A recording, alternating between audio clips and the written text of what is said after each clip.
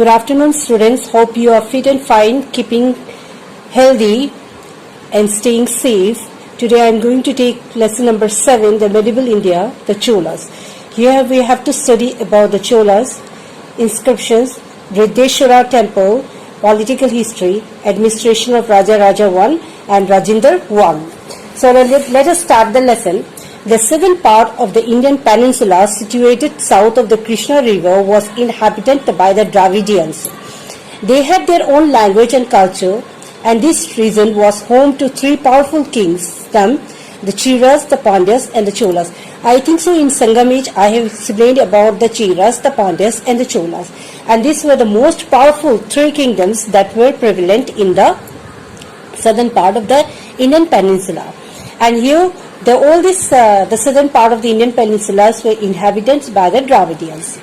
And among them the Cholas was the most powerful empire which arose in the 19th century, had brought under its control a large part of the peninsula. Peninsula is a land which is surrounded by water on three sides. So the Cholas developed a powerful navy which enables them to develop India's sea trade in the Indian Ocean and to conquer Sri Lanka and the Maldives island. The end of the 9th century, the Cholas defeated both the Pallavas of Kanchi and weakened the Pandyans, bringing the Tamil country under their control.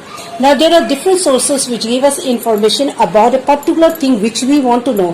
Here also we have sources which give us information about the Cholas. So let us talk about the inscription. The inscriptions are the main source of information for the history of the Cholas period is a large number of inscriptions of that period.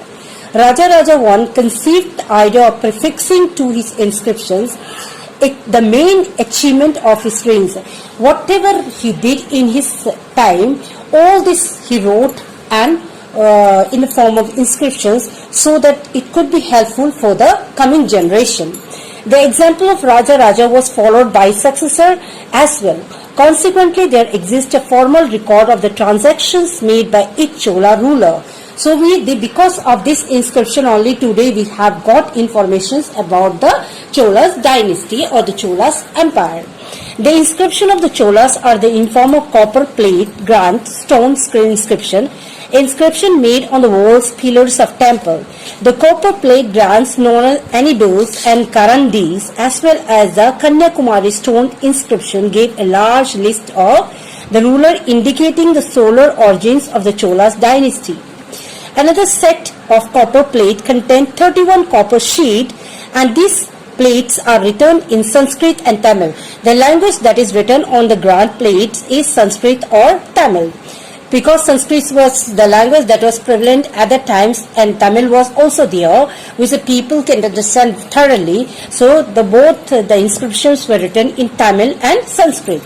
This plate are written in Sanskrit and Tamil and the recorded grant made to temple by Rajendra Chola I. Grant means suppose money given to the temple, all the money, whatever gift, whatever thing are given to the temple by the Rajas, that has been inscribed on the plates.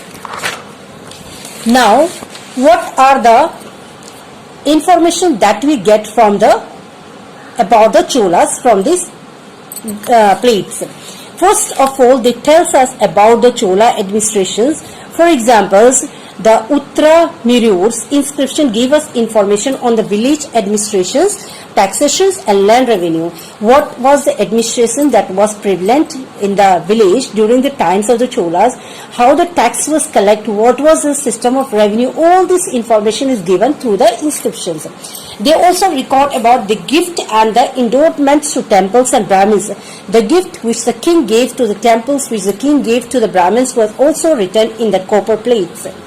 At the same time, they informed us about the construction of temples or the setting up of a new images of the deity, what temples has been set up, what type of deity has been put into the temple. All this information is given through this inscription.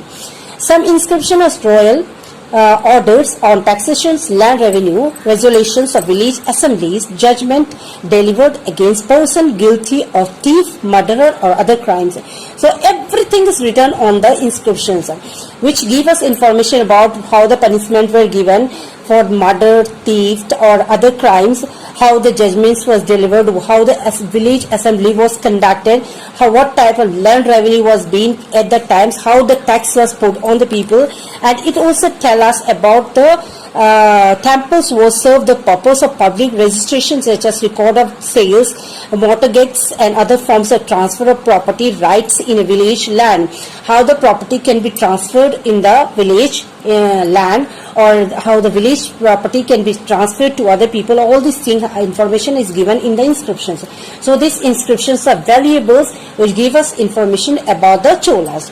At the same time, let us talk about the temples. Now we have talked about the temples, how the deities was being placed in the temples, which are the temples that were most famous during the times of the Cholas, and one of the most important temples is the Vrideshwara temples. The Cholas built a numbers of temples. They built a number of temples, and the gateways of the temple are called Gopurams. Here, the main images of God and the goddess were kept in the Garbhagriha, and the images were made either of stones, bronze. The mandapa or the audience halls were placed where people gathered for prayers. It was built in front of the main shrines. The chief features of the Chola temples are the massive vimanas or towers, or spacious courtyards. Spacious courtyard means when the people gathered for prayers, everybody could be there and the place was spacious. All the people could gather there. At the same time, best example of the temple of Vrideshwaras are known as Rajeshwara temples dedicated to Lord Shiva. Most of the temples were dedicated to Lord Shiva or Lord Vishnu. It is located at Tanjore, built by the Chola king Raja Rajavan in the 10th century AD. It is one of the best specimens of Dravidian style of architectures. The main structure of the temples has a great vimanas or towers which raises to a height of 190 feet. It is surrounded by a massive domes consisting of single block of stones 25 feet high and weighing about 80 tons. The massive temple build is covered from the base to the top with sculptures and decorative molding. So the temples is very beautiful with large towers having a height of 190 feet, crowned with a massive dome and made of a single block of stones with 25 feet high and weighing about 80 tons. The shrine house of a Gangetic Shivling, and there is a Gangetic Shivling is being placed cut in a monolithic rocks about 8.87 centimeters high. The temples have many structures such as Nandi pavilions, a pillared and a large assembly hall.